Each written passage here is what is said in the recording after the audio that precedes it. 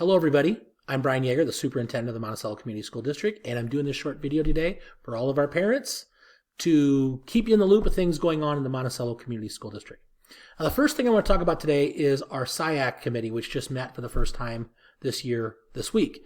On Wednesday night, we had a group of parents, staff members, school board members, and some students from our high school all meet together as part of our SIAC committee, and they analyzed all the data that we can put together from our school district and tried to consider what was going well and what are things that we can improve at.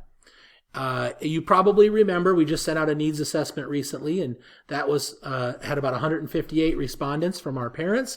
We used that data as part of our SIAC committee to be able to look at things going well and things that we need to improve. And this is just a really good example of how we use data to continuously improve things going on in the school district. And we do it at that level, which is a district level. We do it at our administrative level. We do it at a full staff level. We also do it at small levels, like when teachers get together and do data team meetings with our coaches and principals. And when we do our PLCs, like example, when grade levels get together and talk about things going on in their classrooms. So we try to do it at all the different levels, and we try to continuously improve and make our school district be the best that it can be. So I just wanted to share that with you as part of our continuous improvement cycle and help you understand how that works. Secondly, the thing I want to talk about today has to deal with our solar power project. We've been studying this as a school board for about 18 months. And 18 months ago, it looked like we're going to put up a solar array, and the solar array will be cost savings of about $230,000 for our school district. We'll zoom forward now to December of 2022, and it's become very obvious that there has been enough regulations put on solar that it has limited the size of the array that we can build, limited where we can put the array, and limited the amount of return we get for building an array. And so now the cost savings have deteriorated from that $230,000 down to about $60,000 annually.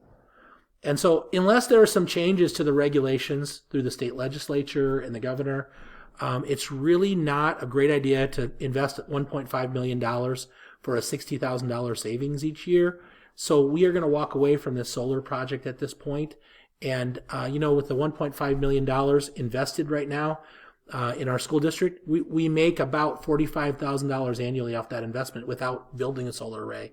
So if the rules change, we'll bring this back up again and try to figure out a way to make it be the best cost savings we can for our school district. But right now, it's the time to walk away. Next thing on my list today has to deal with our school calendar. We made some changes last year with the Wednesdays on school calendar and 1 p.m. dismissals. I'm asking our parents out there, so if you're watching this, with the email that came along, we got a brief survey in there that says, what do you like about our school calendar? And what would you like to see changed about our school calendar? I'd really like to get your feedback. I've asked our staff for the same thing. In January, I'll meet with our school calendar committee, and we'll work on a draft that we can bring to the school board for the 23-24 school year. So, as always, if anybody has any questions, feel free to shoot me an email, give me a phone call, stop in and see me. I'm happy to talk to you about anything going on in the school district. At this point, hope you all have a fantastic weekend, and hope to see you all around at basketball games or a wrestling meet or something going on in the school real soon. Thank you very much. Have a great weekend, everybody.